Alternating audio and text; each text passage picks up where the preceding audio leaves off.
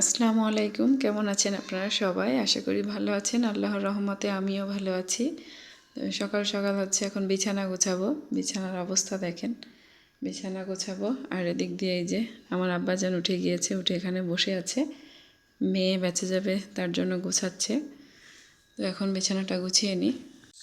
মেয়ে বেঁচে চলে গিয়েছে আর আমি ছেলের জন্য লুডুস রান্না করে এখানে ঠান্ডা হতে দিয়েছি। মাত্র 3-4 দিন হলো ফ্যান চালাচ্ছি। ফ্যানের অবস্থা খুবই খারাপ ছিল, তো মুছে দিলাম সকালবেলা। আর ফ্যানের অবস্থা খারাপ হওয়ার কারণও দেখাচ্ছি আপনাদেরকে। এই যে দেখেন, গ্রামের বাড়ি তো, এখানে পাতা পড়ে আর রান্না করার জন্য পাতা কুড়ায়, তো সব ধুলা হচ্ছে এদিকে চলে আসে, যার কারণে ফ্যান খুব দ্রুত নোংরা হয়। ছেলের খাবার ঠান্ডা করতে দিয়ে এই ঘরে চলে আসলাম। তো এই ঘরে এই যে দেখেন চেয়ারের টুল নিয়ে নিয়েছি। এই যে দেখেন ফ্যানটা সুন্দর করে মুছে নিয়েছি। আর আমার মেয়ে চলে এসেছে ব্যাস থেকে, ছেলের সাথে খেলা করছে। আর এদিক দিয়ে বাসায় ওর যে মাস্টার পড়া, সেই মাস্টার এসেছিল, তো এখন এগুলো ছড়িয়ে ছিটিয়ে রেখেছে, তো এগুলো আগে গুছিয়ে নেব। এই যে বই খাতাগুলো সুন্দর করে গুছিয়ে নিয়েছি। রান্না করতে চলে আসলাম। তো আজকে তেমন কিছু রান্না করব না, শুধু এই যে টমেটো ভাজি করব ডিম দিয়ে, যার জন্য ঝাল পেঁয়াজ কেটে নিয়েছি। আর এখানে প্রতিদিনের মতো ছেলের জন্য 1 পিস মাছ দিয়ে আলু রান্না করব, সেই আলু কেটে নিয়েছি। মাছও এদিক দিয়ে এই যে একটা মাছ 2 টুকরো করে ভেজে রেখেছি। আর এই দিক দিয়ে প্রতিদিনের মতো আগে ভাত রান্না করে ফেলেছি। আগে হচ্ছে টমেটোগুলো ভেজে নিচ্ছি, তো ঝাল পেঁয়াজ ভেজে নিয়েছি হলুদ লবণ দিয়ে। এখন এর ভিতরে টমেটো দিয়ে দিচ্ছি।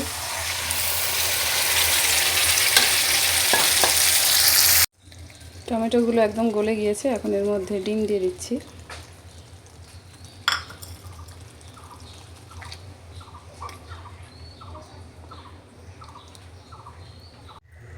টমেটোগুলো ভাজি করে নিচে নামিয়ে নিয়েছি। আর এদিক দিয়ে যে ছেলের মাছের ঝোলও রেডি হয়ে গিয়েছে।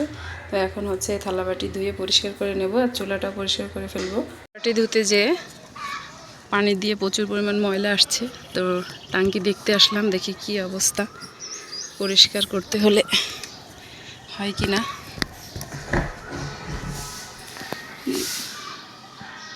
কি পরিমাণ আয়রন জমেছে দেখেন। টাঙ্কি পরিষ্কার করতে নেমে গিয়েছি।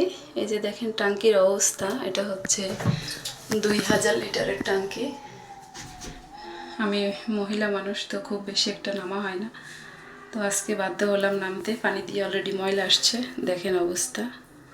তো এখন এগুলো পরিষ্কার করছি, পরিষ্কার করে নিই, তারপর আপনাদেরকে দেখাবো।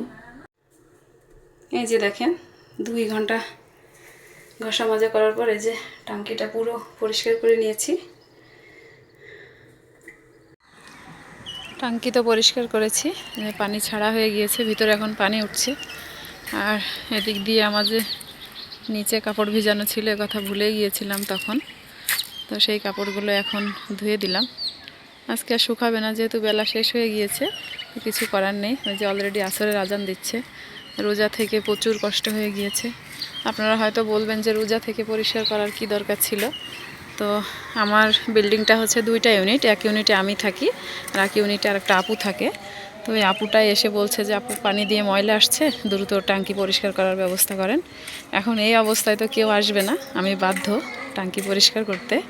তো আজকের ভিডিওটা এই পর্যন্তই। সবাই ভালো থাকবেন। আল্লাহ হাফেজ।